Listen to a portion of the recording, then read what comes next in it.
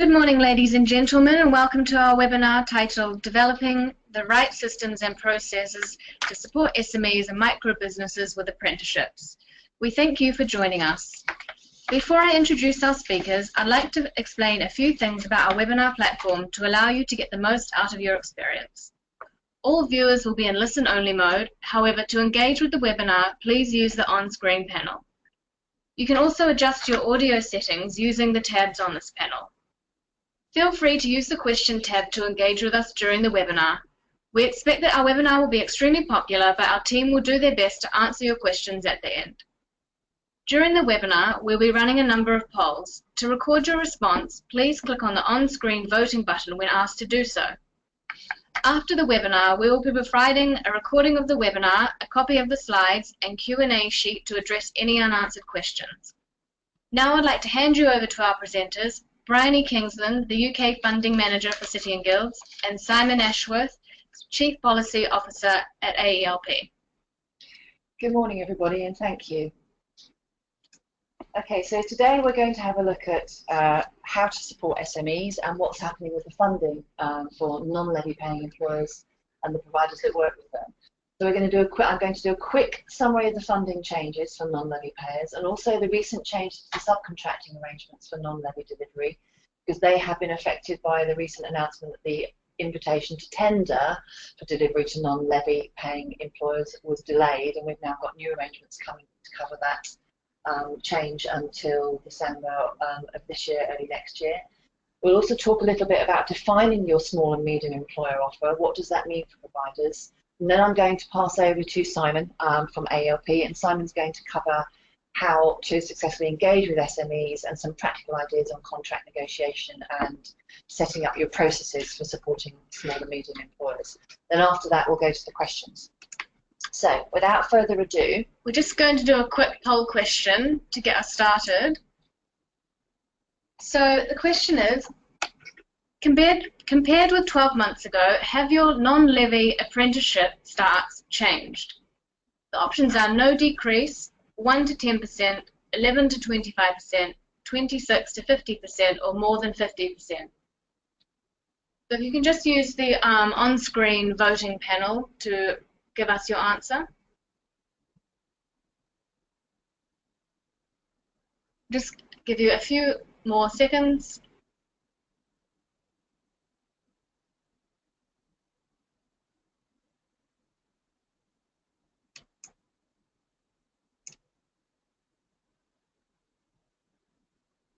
So that's a good mix there. We've got 31% with no decrease, 12% that's decreased a little bit, 22% have had 11 to 25% decrease, 16% have had a 26 to 50% decrease, and 18% have had more than a 50% decrease. So that's a very mixed bag of answers there. That's interesting. Thank you, everybody. We'll be asking another poll question later. So now I'm going to have a look at a quick summary of the funding changes and policy changes, particularly relating to the recent ITT announcements regarding delivery to non-levy paying employers. So as we know, the government is committed to increasing the number of apprenticeships that we deliver by 2020, mainly to support the changes that are going to occur with Brexit and our skills needs going into the 2020s, because we are going to need a much higher level of skills at around about the level 4 or 5 going into the 2020s. As our technology changes and develops over the coming sort of 10 or 15 years.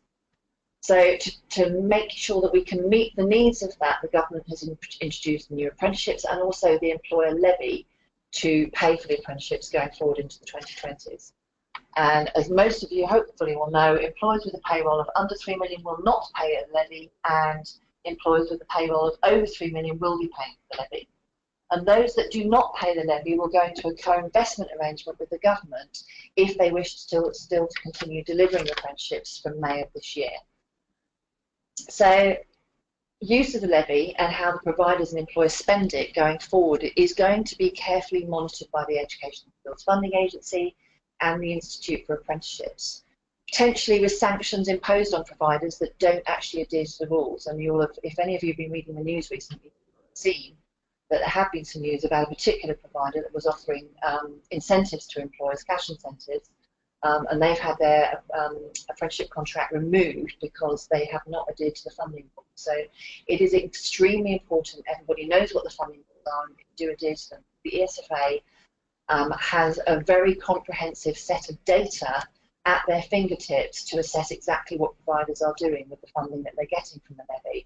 And those systems include the ILR returns that providers make, the information they get from the apprenticeship service, which is the employer levy service, and also from the information they can get from Manchester's the HMRC, the tax people. So, just finally, there's been a recent addendum to the ESFA funding rules, which was published a couple of months ago, relating to subcontracting arrangements for delivery to non-paying employers. Whereas before all the subcontracting arrangements were the same, whether you were delivering to non-levy paying employers and whether you were delivering to levy paying employers, because the ITT has now been delayed, we've got dual interim arrangements which are going to be in place until December this year. And I'm going to talk to you about them in a moment. So the dual levy system for non-levy paying employers from May this year was that, as we said, employers with a payable of under 3 million will co-invest with the government on a 1:9 ratio. So the employer will pay 10% of the cost of that apprenticeship, and the provider will draw down the other remaining 90% from the government. There are a variety of different incentives from employers and providers, particularly with uplifts for 16 to 18-year-old apprenticeships. Levy-paying employers will pay the levy via their HMRC. The funds go into their apprenticeship service account, and the government adds an additional 10% top-up to that amount on a monthly basis. But to be clear, levy funding can only be spent on apprenticeships and their delivery. So it's only on the on-programme delivery, the on-programme assessment and the endpoint assessment. You cannot spend the levy on anything else, and the funding rules make that very clear. So looking at non-levy paying support and SME support, particularly in relation to how that works. So non-levy paying employers contribute about 10% of the cost of an apprenticeship. So as a levy paying employer, a non-levy paying employer and providers, you would negotiate the final agreement of the cost of an individual apprenticeship. Each apprenticeship is set into a funding band. So if the funding band, for instance, was £5,000 for the cost of that apprenticeship, that is the maximum amount that the government will contribute towards the cost of that apprenticeship is £5,000. So if the employer and the provider negotiated that down to 4,000, the government would then contribute 90% of that 4,000, and the employer would still have to contribute their 10%. Employers who've got fewer than 50 employees, that's 49 or less, pay no contribution whatsoever if they take on a 16 to 18-year-old apprenticeship, or 19 to 24-year-olds who have a care plan. Those are basically learners that need extra support. They may have some learning difficulties and or disabilities. They normally have care plans up to the age of 24. So those apprentices are fully paid for by the government, and employers with less than 50 employees don't have to contribute towards the cost of those. Government also contribute £2,000 towards the cost of all 16 apprenticeships. That's regardless of the size of the employer. 1,000 of that goes to the employer and £1,000 goes to the provider. The provider claims that funding, and they can claim 50% of it after 90 days and 50% after 365 days. They then pass the employer amount on to the employer after they've claimed it. And they have to make sure they pass it on within 30 working days of receiving that funding from the ESFA. So let's have a look at those new subcontracting arrangements, the addendum which was published recently. At the moment, if you are working with a levy-paying employer, a provider who is a main provider, that's a provider that's offering subcontracting to smaller providers to support employers, has to deliver some of the apprenticeship programme. But because the ITT is not going forward and has been delayed, they've now made different arrangements for those main providers and providers that are working with smaller employers. It actually makes it easier for you, but obviously you've got to negotiate and deal with dual requirements. So even though it's now easier to have to subcontract with non-levy paying employers, you have got two sets of different systems and processes in place. So difficult to say really whether it's easier or not easier, but there is a removal of the requirement from main providers now to deliver some of the employers' apprenticeship programme. So what that means is that if you have got subcontractors that are working with small non-levy paying employers, they can actually deliver the whole of the apprenticeship program. So they can deliver the whole apprenticeship, or they can deliver all the apprenticeships inside that small employer. So if that small employer, for instance, had 10 apprentices, the small subcontracting provider can deliver all of those 10 apprenticeships, and the main provider doesn't have to have any contact or delivery of that. However, main providers still need to agree the plan for the delivery of each apprenticeship at the outset and have the written agreement in place with the employer. So it still does require providers to have contact with the employer, even though the subcontracting provider may be delivering the entire apprenticeship. And the main provider has to maintain a relationship with the employer at all times. So the legal agreements, the responsibility for quality, the responsibility for the financials still lies with the main provider, even though they may not be delivering any apprenticeships whatsoever with that in particular employer. And main providers must not allow that delivery subcontractor to lead the relationship with the employer. So additional other aspects of the addendum are that if you're going to subcontract for the first time as a main provider and you've not done it before, you must make sure that you check with the ESFA that they're happy for you to subcontract for the first time. So if as a main provider you've not delivered via subcontractors and you never managed a subcontractor, you need to make sure you're talking to your Education Skills Funding Agency relationship manager and that you have written confirmation from the ESFA that it is fine for you to subcontract.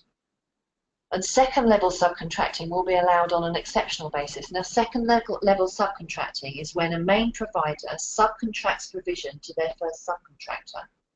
The subcontractor then subcontracts further provision to another subcontractor of them. You are now allowed to do that. So there are certain cases where this might be relevant. For example, a subcontracting organisation delivers a proportion of a particular apprenticeship, but there is a specialism within that apprenticeship that the main provider cannot deliver, but another subcontractor could deliver. So, for example, it might be an engineering apprenticeship, and the subcontractor is unable to deliver the hydraulics section, but they have a specialist subcontractor that can deliver hydraulics, so they subcontract that aspect of the apprenticeship to that subcontractor. That is now allowed, but again, you must get permission from the ESFA and have good reasons for the second level subcontracting if that's what you want to do. As a main provider, you need to make sure that you are actually publishing all of your subcontracting fees and charging policies on your website. And that's the actual fees, that's what you charge for subcontracting, what your percentage top slice is for the work that you do for your subcontracting organisation. So, for instance, if you are inputting the ILR information into an ILR system for all of your subcontractors, you would charge a cost for that. The ESFA wants all those subcontracting fees to show on your website. You need to make sure at the same time that the support you offer your subcontractors is there and what fees you charge for it. So are you doing the quality side of things? Are you running the ILR returns on a monthly basis? Are you managing their financials? Are there any other support functions that you offer to your subcontractors that you charge for? All of that has to be very clear on your website as a main provider. And you need to obviously also make sure that the ESFA knows what funding is paid to and retained for each subcontract you hold. Now, there is a biannual return that you need to make to the Education and Skills Funding Agency, and that is a list of all the subcontractors you hold and what funding you're giving to them, and they will ask you for that on a biannual basis. Even if you are not doing any subcontracting, you still need to return a nil return for that particular subcontracting declaration. And I said there, as you see in point 6, it said this only applies to full provision subcontracting. That's when you're actually subcontracting the full provision, as in the full delivery of an apprenticeship. So it only applies if your subcontractors are delivering full apprenticeships.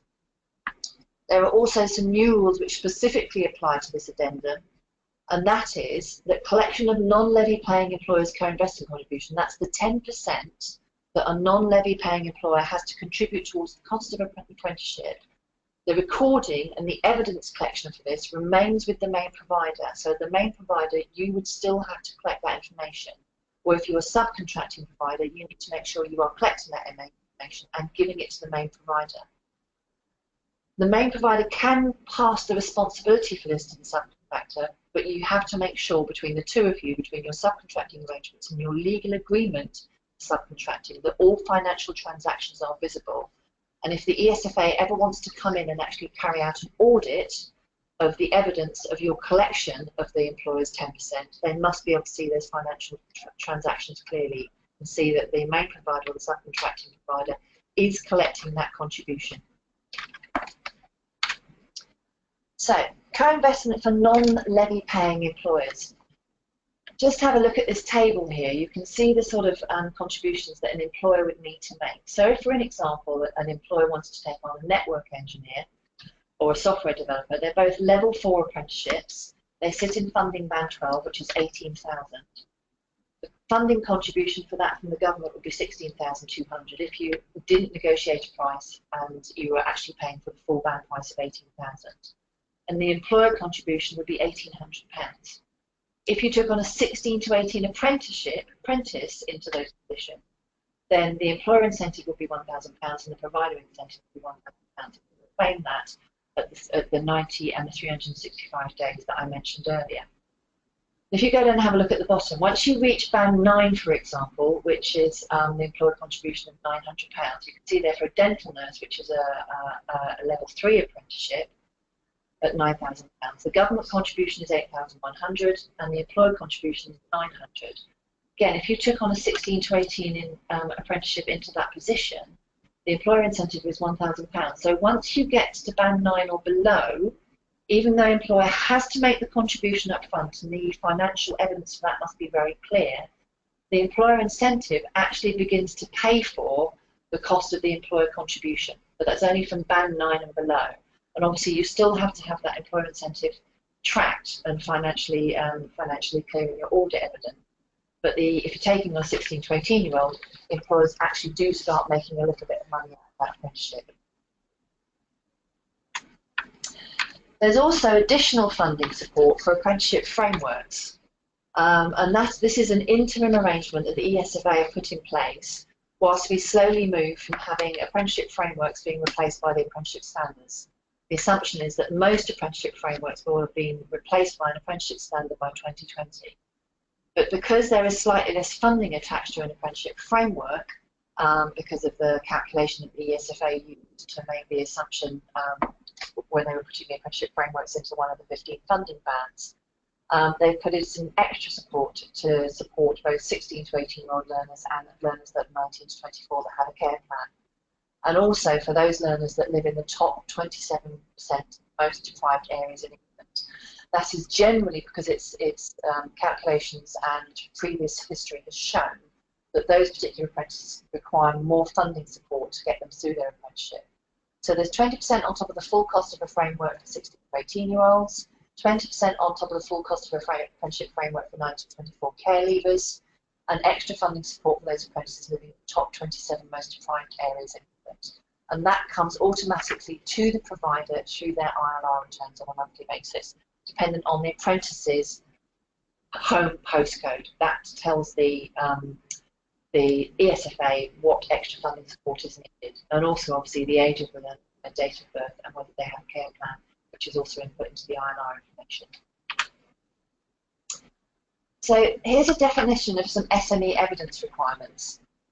Now, from the point of view of those smaller providers that have 50 or less employees, the ESFA defines the number of employees as the number of people with a contract of employment calculated in the previous 365 days before the apprentice is recruited. If the average number of employees is 49 and the recruitment of apprentice takes this to 50, the employer is still eligible to receive that extra funding support for 16 to 18-year-olds. However, if you have 50 employees and that apprentice takes you to 51, then you are no longer eligible for that extra support for 16 to 18-year-olds. And you would, as an employer, would still need to be making that 10% contribution. So providers must keep the evidence of the contribution for audit, as we said before. The ILR data return flags the SME evidence and ensures that full funding is given. The price agreed for the apprenticeship is above the maximum of the funding band. The employer has to pay any extra. So even if you are working with an SME employer, if for some reason that SME employer wants more in that apprenticeship, which makes the cost of the apprenticeship go above the funding band, the SME employer has to pay that extra amount as well. So if you had a £5,000 funding band and the employer wanted an extra qualification, for example, they would have to pay for that qualification over and above the final negotiated amount if it was above the £5,000 funding band. Also for the certification and registration and examination fees for that non-mandatory qualification. So just having a very quick look at what providers might want to think about if they are looking at working with SME employers. I mean, obviously we're going into an invitation tender for working with SME employers for July. So if you're thinking about responding to that tender, there's a few things that you may need to consider, that you should really consider when you're looking at responding to that invitation tender and getting ready to do delivery if you don't already do it. So what sort of model are you actually going to design to support your SME employers? Is it going to be a qualification-based model? Is it going to be a bespoke program? So you as a provider or the employer may want you to have your own bespoke program, or you as a provider may decide to design your own bespoke program. Or is it a bespoke program with accreditation? So providers can choose to accredit their own program with an awarding organisation such as the City Guild. So there are also additional things you can offer for your SME employers around your area. Now, at the moment, obviously, previous to the new arrangements, a lot of small and medium employers did not make any contributions towards apprenticeships. And inevitably, some of them may well have been put off by the fact they've got to contribute 10%. But there are still going to be skill needs into the 2020s that if there are no learners available with the skills your SME need, they are going to be substantially affected in the next 3 or 4 years by not being able to recruit the staff they need. So it's still incredibly important, and SMEs are engaged in the apprenticeship landscape and still running apprenticeships. So running things like awareness days, employer training support, employer engagement days, helping support employers with support for initial assessment and supporting recruitment, and plenty of publicity. They should all be part of defining your offer and attracting the SMEs in your area to still run apprenticeships or to start thinking about running apprenticeships as their training for their employers going forward into the 2020s. The other thing that you want to consider also is pricing and affordability. So when you're looking at your pricing and you're working out how much you can actually charge, what discounts you can give, you need to consider things like your overheads, your program content, how much is end assessment going to cost. I think this is really important. End assessment clarifies and confirms the knowledge, skills and behaviours of every single apprentice that's taking an apprenticeship, both for that employer and any employer that may recruit that apprentice going forward once they've completed their apprenticeship and they've finished and they're moving around in the sector market in which they're working. Obviously, end assessment is a key aspect of a lot of the negotiations at the moment. I think there are a lot of providers out there that are desperately trying to drive down the cost of end assessment, which is understandable because we're in a very tight market. As we all know, funding is very important to enable us to keep on delivering. But the key aspect of end assessment that should be most important is what is the quality of the end assessment? How is the end assessment run? What does it contain? What is the awarding organisation offering you and the employer's end assessment to make sure that actually you get a really quality outcome for that apprenticeship? And that should be the key consideration over and above price, and price should be the thing that's second on your list when it comes to end assessment. There's also the economy of scale. What discounts can you offer to employers if they're doing more than 5 or 6 apprenticeships, or if they're doing 10 apprenticeships or 20 apprenticeships if they're a larger SME? What is your apprenticeship offer? How much is it going to cost you to actually deliver that apprenticeship? What are your overheads? And which apprenticeships can you deliver, and what's the minimum amount you can deliver them for if you've got larger numbers? And also, if you're working with subcontractors, what subcontractors can offer to actually widen your offer to your market in your local area, because subcontractors enable main providers to reach out to far more small and medium employers in their areas than they may be able to do themselves, because you can offer specialist apprenticeships which you may not be able to offer through your own curriculum. The cost for end assessment, this needs to fall into the maximum funding band, unless obviously your employers wish to contribute more because they want additional aspects of end assessment that aren't included in the end assessment plan. So you may need to negotiate with the employer about what that maximum funding for end assessment is. And your pricing structure needs to give you the flexibility to negotiate with the employers and contractors before you even actually start having those conversations with employers in your area. It's sensible as a provider to make sure that you have sat down with your finance team and seriously thought through what your pricing structure is going to be for an apprenticeship, taking into consideration all the things that I've mentioned, like your overheads and cost of end assessment. like the fact that in some cases employers may want a non-mandatory qualification, or there is a non-mandatory qualification included in the standard which can be delivered. Now, non-mandatory qualifications, the cost of exam fees and registration is not paid for, but the on-programme costs are paid for. And also, there comes a time when you may look at it and go, well, actually, when do we walk away? When do we say, actually, we're not going to make any money from this, we'll be losing money if we deliver that, so when do we walk away? And finally, your capacity and capability. What experience, technology and internal capabilities have you got? What training do you need to give your staff? What are your resources that you have or that you may need to purchase? What's your apprenticeship schedule? Are you going to look at an annual or biannual sort of milk round for apprenticeships with your local employers, where they take on school leavers in June, July or August, and then maybe another intake in January? Or are you going to do a roll-on, roll-off programme? There are all sorts of thoughts that you can work with employers around your local area, looking at your current capability and any of your gaps in capability, setting up a really strong action plan so that all your staff understand, so you know what your employer engagement is and what your resource implications are, and what investment you may have to make, and what your marketing strategy is going to do. And also making sure your key staff are upskilled and that everybody inside your organisation fully understands your apprenticeships and any CPD is undertaken. And finally, in some cases, it may well be that if you are working with apprenticeships with levy-paying employers, they may want you to handle their apprenticeship system for you. How will you do that? What will you charge for that? And now we're going to pass over to Simon, who's going to talk to you about some aspects of the current behaviours and trends and some practical advice for providers on working with SMEs. Okay, before we do that, we're just going to do a quick poll question. So if you switch to the on-screen, you'll see a question there. What do you see as your greatest challenge in engaging with SMEs? We've got 4 options there. Getting cash contributions from sectors we work in, the skills of our sales team to effectively sell commercially, the lack of quality and effective sales collateral, employers are waiting as they think the reforms will be reversed. So if you just make your decision there, give you a few more seconds.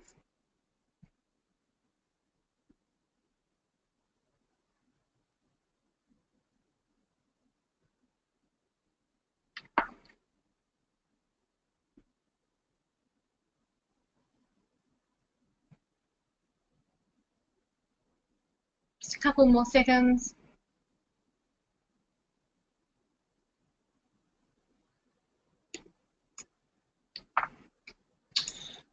Okay, good morning everybody. So some interesting results on the poll. So over 50% of you who voted said the biggest challenge is clearly getting cash contributions from the sectors that you currently work in at 54%. 1 in 5 are saying it's the skills of your existing sales team to effectively engage with employers to get cash contributions. About 10% of you say it's around the materials that you've got, some of your sales materials and tools. And then we've got about 15% have a view that employers are waiting for the reforms to be potentially reversed based on what might happen over the next few months. So that's a really interesting insight into what people's views are in terms of some of the challenges, and we'll look at some of those over the next few slides. I just want to whip to the next slide. Okay, so I just wanted to start really with some anecdotal feedback and trends, and give you an idea about some of the feedback we're getting from the sector at the moment. So the first poll that we had at the start of today's webinar showed, I think it was about 69% of you saying that you've seen a decline in non-levy and SME related business, and I think that is very typical across the sector.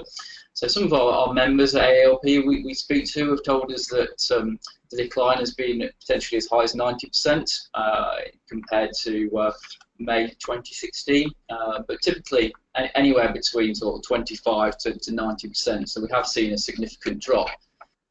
Big challenge really is that the SFA aren't publishing any data and not intending to publish any data outside the statistical release. So a lot of this is anecdotal, but we've certainly seen a drop off, which which is not really a surprise, I suppose, in terms of getting employers to pay for the first time. So alongside sort of feedback we've had around drop in participation, we've also seen a drop in the number of employer vacancies advertised in May 2017, not just compared to in April, but also May 2016.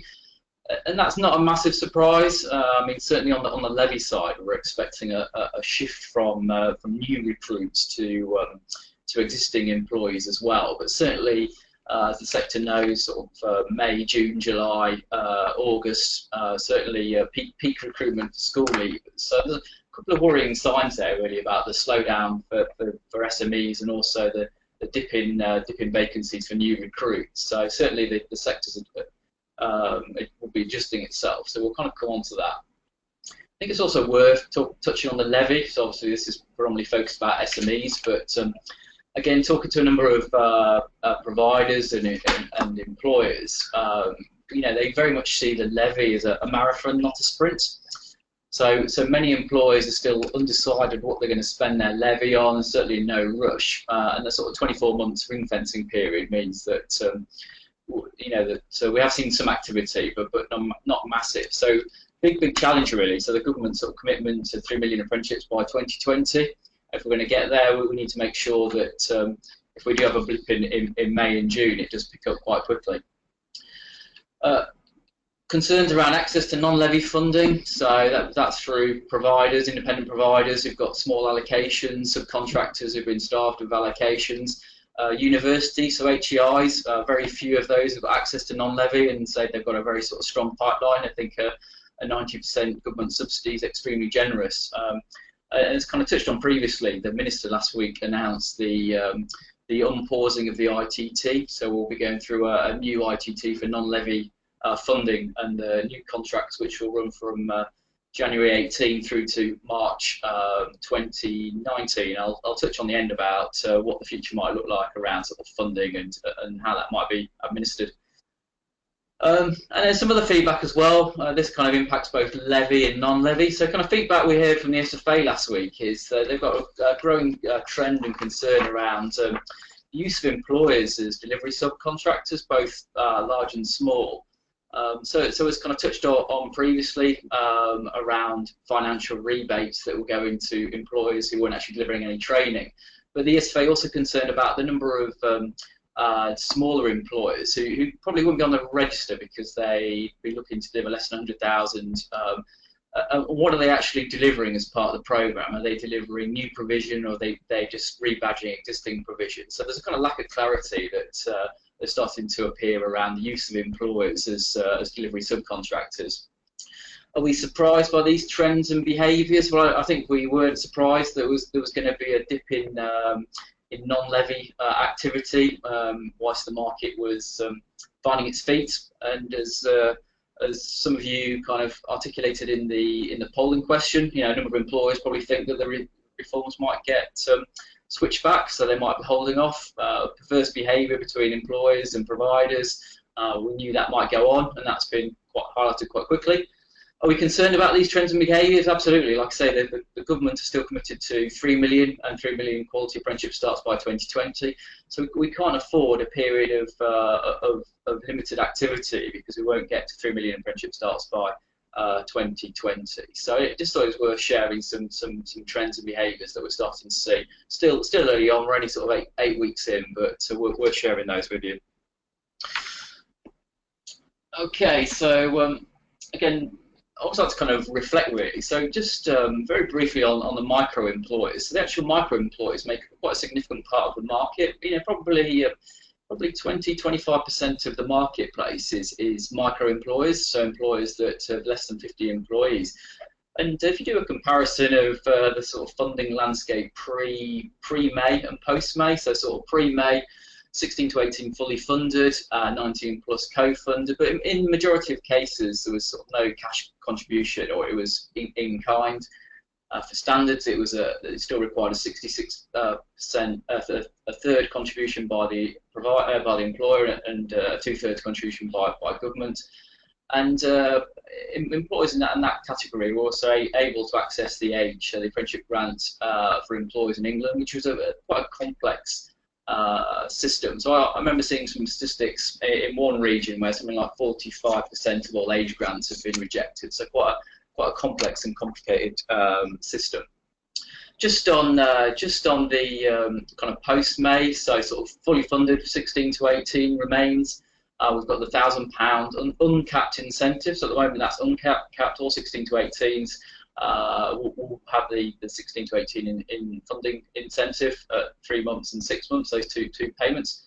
And obviously we had a change with the 10% co-investment for 19 plus on frameworks and standards, but still on frameworks it's still a fairly generous subsidy as opposed to the one-third that we saw on the Trailblazer pilot. So certainly for the smaller employers who may pay a significant part of the marketplace, I'd say we've seen some evolution, but not revolution. And we'll just flick over and have a look at the SME market, which we're going to touch on now. So as you're kind of aware, similar position, 16 to 18, fully funded, 19 plus co-funded, limited contributions from large parts of the sector. But really looking at sort of post-May, obviously big change, we've got the 10% co-investment for all age apprenticeships on 16 to 18 and 19 plus. So really a real step change and a real change in direction, and I'll come on to tackling what some of the challenge might be and some of these suggestions on the next few slides to help you along that process. Okay, so I've kind of called this cracking the SME nut, so 3 approaches to consider for 4 years providers. So my number one sort of piece of advice is about thinking about how you operate as a provider. You know, historically I'd say that a lot of the sectors operated in a very transactional way. They go to an employer, they'd say, well, these are the qualifications we can offer, how many do you want? You know, the more successful providers will flip their business, become service providers, being a lot more employer-centric. So a real kind of need for a different approach to employer engagement. So the kind of key really is about taking the time to listen and understand what employers want and employers need. And I always kind of give a really good example. I do some work on the Property Services Trailblazer group, and one of the employers said to me that they were looking for an apprenticeship framework in property services. No one could actually provide that in their locality, so they went with their local college who delivered business admin. And the employer said to me that it was a really good program. They recruited the learners, the assessor turned up, they delivered some good training. But actually, the employer said to me, they didn't actually learn any technical skills. So some of the technical skills in property services, so things like conveyancing and auctioneering, the kind of key things that they needed weren't actually being taught, and that was kind of creating a skills gap. Certainly with employers who are going to be paying, it's really important that you're delivering programs that meet their needs rather than sort of shoehorned in sort of funding vehicles, which we've seen examples of. It's really important to consider your product mix, your engagement tools, your existing workforce and their competencies. And if you haven't already, it's about having a clear transitional plan. So we're probably halfway through the transition from frameworks to standards from sort of 2014 to 2020. So if you haven't got a plan in place, it's really important that you look at your portfolio and have the right things lined up. And really, the opportunity to offer employers other commercial services. So if you do move to become a service provider, then there are opportunities for additional revenue streams. So it's about building a tangible relationship with SMEs as opposed to just providing a transactional process around kind of qualifications. So that's my kind of number one approach to consider for you providers. My second piece of advice, I suppose, is differentiating your offer and very much kind of creating a value proposition around return on investment. So we see a lot of providers simply positioning their current apprenticeship products to employers and asking for a cash contribution. So, you know, and employers get quite confused by that. So as of, you know, the 30th of April, they were getting a product and it was positioned like this, and it was fully funded or co-funded. You know, suddenly the provider rocks up on the 1st of May and says, here's the same product, but you've got to kind of pay 10%. So employers are thinking, well, hold on a minute, you know, what extra am I getting, or what am I perceived extra am I getting for my kind of cash investment? The good thing about the new standards is they offer the flexibility for providers to build bespoke and value-added programs to meet the needs of each employer. So, we've seen some really good examples where providers will develop a generic program, but then contextualise it and bolt it on to the individual needs of employers as part of their investment. So it's really important about how you package and deploy the product and the importance of making sure they understand the value. And we saw an example earlier where, for example, a level 2 customer service apprentice, if it was a £4,000 band and a £400 contribution, actually, if they were taken on 16 to 18-year-old as an SME, they might actually get a financial upside as well. So sometimes it's about looking at it from the financial perspective. And it's really kind of key to linking around return on investment for the employer. So what is the return as part of their investment? So on a third bit of advice, some of this can be quite brutal, so it's understanding the sectors and markets you operate in. So consider alternative routes for funding and a possible shift in emphasis. So give an example here of health and social care, certainly a sector we know that it's a real struggle to get employers to contribute. There's mandatory requirements around getting employees in, getting them trained as part of their workforce. But certainly seeing the same or similar products but deployed under different funding vehicles. So level 2 might be funded by the employer, but we might see a shift where employers will say, actually, we'll fund level 2, but we've got limited availability of funding, so we'll actually put the emphasis on the learner. Maybe put them through something like a learning loan at level 3 and above. So it's thinking about what products you've got and what different funding's available to support employers in achieving their breadth of needs. It's really important to look at your current offer and its shelf life, and being really realistic. Are they products that employers pay for? So I used to work for a provider where we deliver things like AAT, professional services, insurance. Employers already paid contributions on 19+, so for them they're used to paying. We always knew it'd be a significant challenge to get employers to pay for things like health and social care, retail, customer service, childcare. So sometimes you need to be quite brutal. Are you trying to sell something which employers won't pay for? And it's about making some bold decisions about discontinuing some of your own programs and maybe investing in new ones. But it's really important to speak to your employers and do your research to understand what they want and what they'll pay for if you haven't done that already. Okay, so things about skills, tools, systems. We saw as part of the poll that 1 in 5 of you thought your sales team probably was struggling to sell. Very different, fully funded training to getting an employer contribution. But it's about having professional sales material. It's about having an agreed and work to a clear pricing model. You need to have a bit of flexibility in there for your sales team. You can't work to a model where there's one person in your organisation who signs that off. So your staff need to have some flexibility around negotiating on price once you've agreed that. And really important, you have kind of key tools around organisation and training needs analysis to go into the business, kind of work with them, understand what they need, and develop a clear plan rather than just going in there and trying to sell individual products. Some of those things we've seen develop, we've seen some pricing calculated, levels of authority, discounting, contract negotiations. I'll touch about contracting a bit later. So it's really important that you have a degree of delegation to make sure that you can get enough demand into the sales funnel and through the process. But it's really kind of key that you work with employers to be able to evidence and measure return on investment. We've seen that kind of position in different ways around measurable business improvements, about how lean their business can become, return on investment in different ways like that as well. Okay, so in terms of curriculum and delivery, one of the big challenges for providers is about implementing some of these changes and the capacity and onboarding of new employees, so developing the programs, contextualising it for those. And the resources around content materials, and as kind of previously mentioned, you should be really talking to your rewarding bodies, your assessment organisations, not just about your products and your prices, but all those sort of high quality wraparound services where they might have already developed some of these things.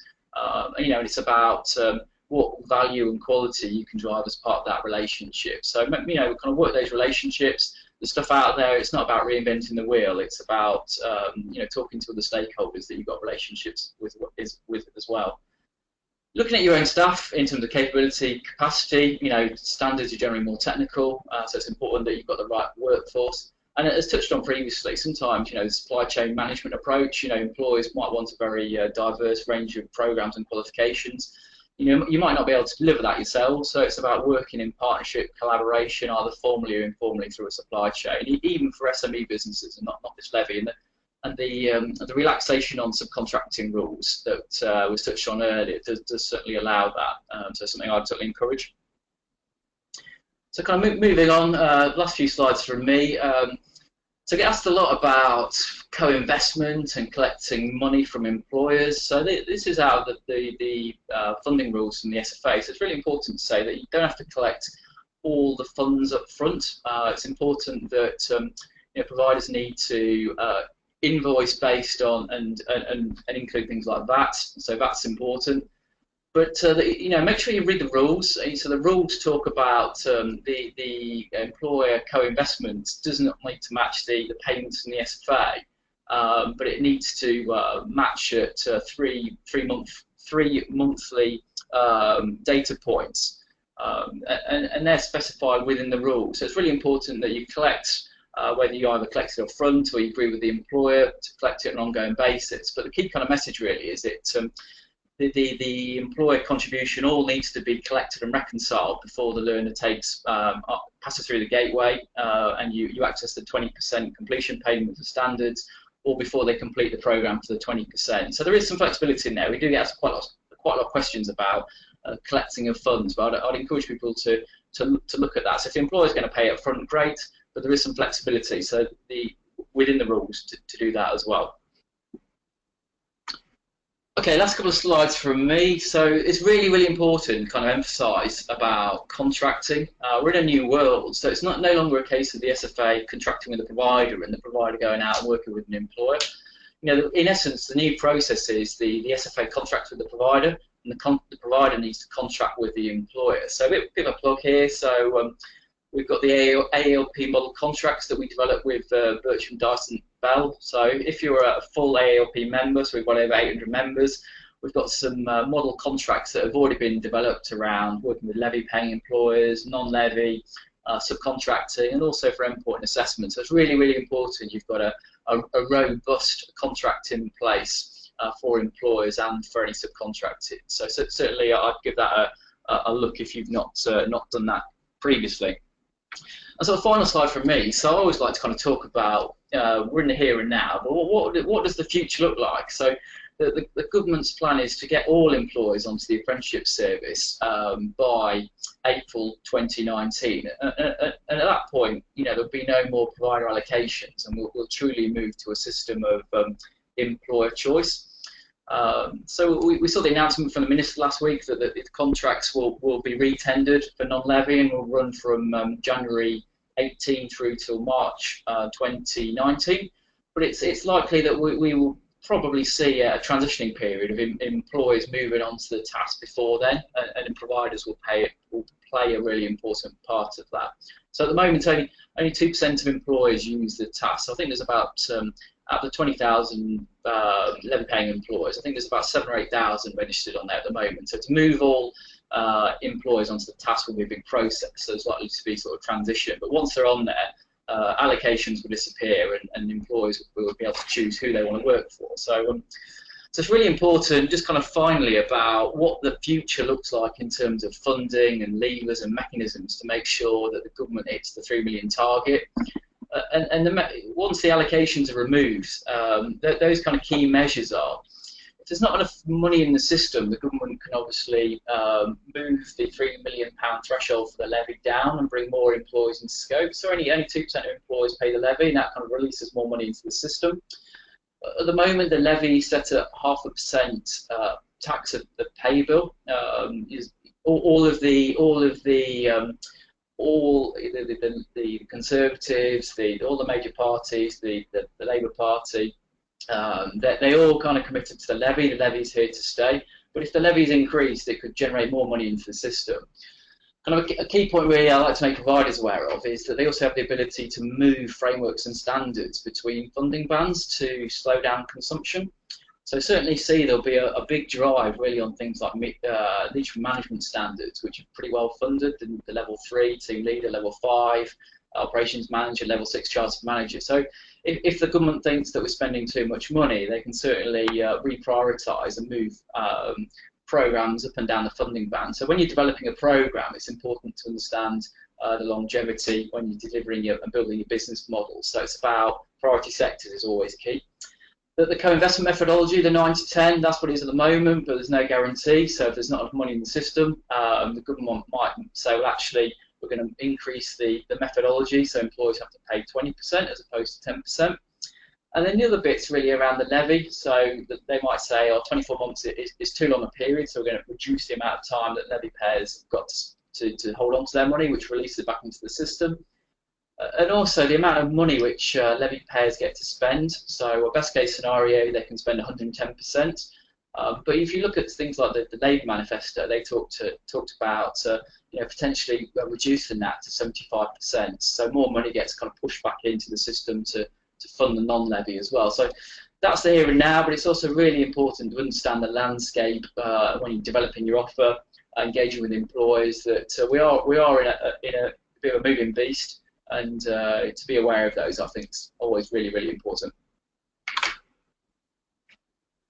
Thanks very much, Simon. And that's just a slide, everybody, telling you about some of our apprenticeship provider full-day workshops. We actually have one this Thursday on the 6th of July. This is a workshop for employers who are thinking about becoming providers, and also could be for providers who've never actually provided before and are thinking about becoming a provider. It is a full day, very comprehensive workshop taking you through every single process and concept that you need to consider and be ready for if you are thinking about going down that route. We've still got a few places left, not many, and that link at the bottom on Eventbrite takes you to where you can get a ticket to join that workshop should you need to. I think what Simon said there is very, very key. The apprenticeship levy is here to stay. So however much the rest of the landscape might change, and however much the whole way that they're using that funding might change, the levy's not going to go away. So for the employers who are waiting because they think the reforms might go away, that's not actually going to happen, and the levy is here to stay.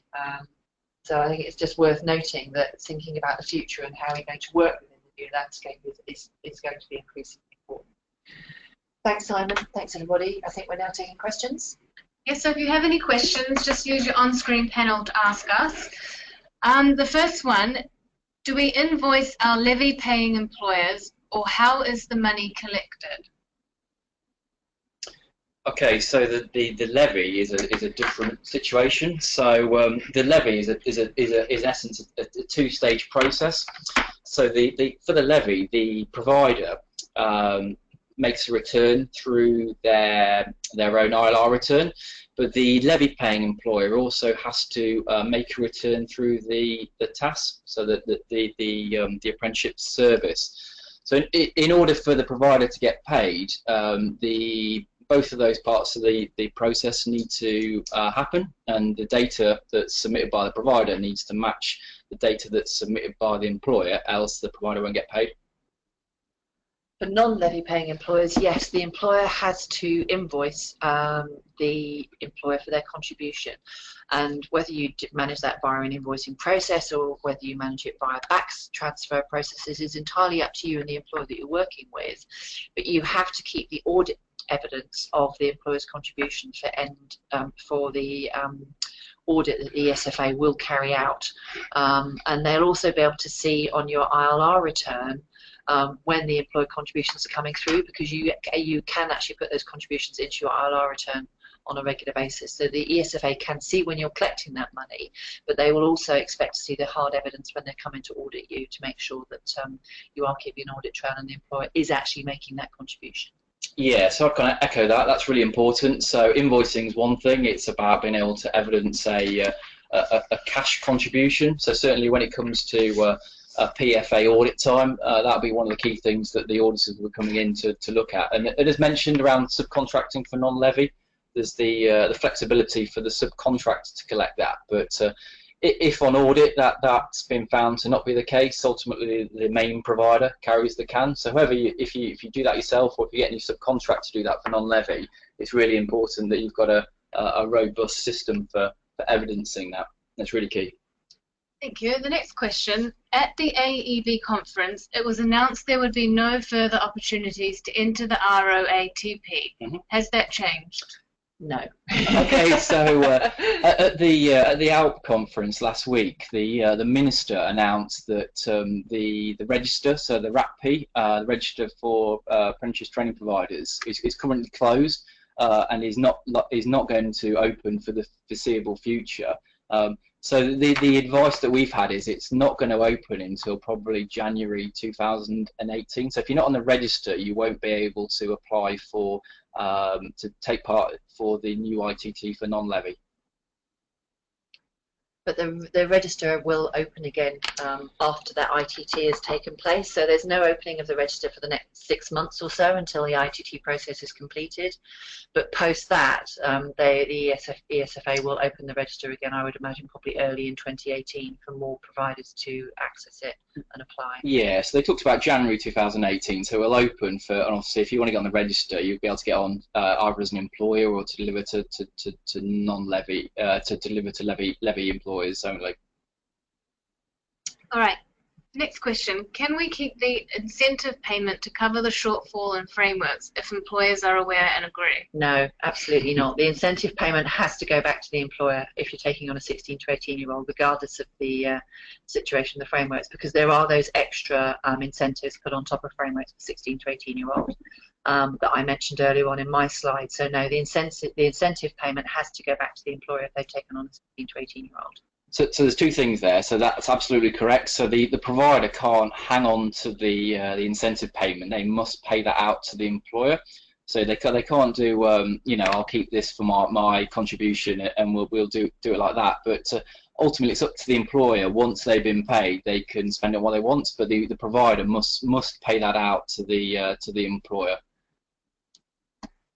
Okay, next one. If employer contributions are paid monthly by standing order, can we issue one invoice to cover all the payments showing the dates, or do we have to invoice each employer every month? So you don't have to invoice. So what the ESFA recognised is, so if we looked at if an employer is paying a £400 contribution, or if we look at some of the lower bands, they might be only paying a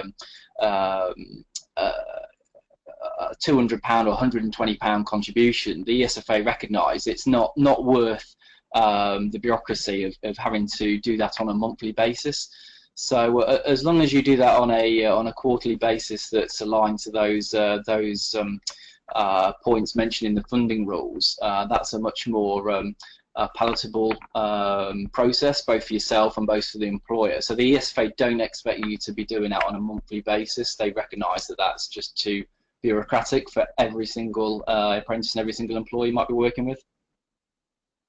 We've got a question here about some of the news that I mentioned earlier on my slides, which was how does one ensure an SME employer gets effective advice in light of the recent announcements regarding a certain training provider called Talent offering incentives. I think the thing to be clear on is if any training provider offers you as an employer a cash incentive that does not reflect the ones that the Education and Skills Funding Agency has agreed, which are those ones that we mentioned in these slides, as in the 16 to 18-year-old incentive of £1,000 for the employer and £1,000 for the provider.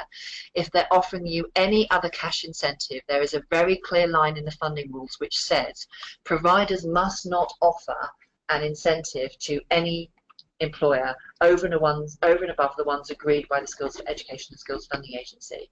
So if they do offer you any incentives, then I would be questioning that very strongly.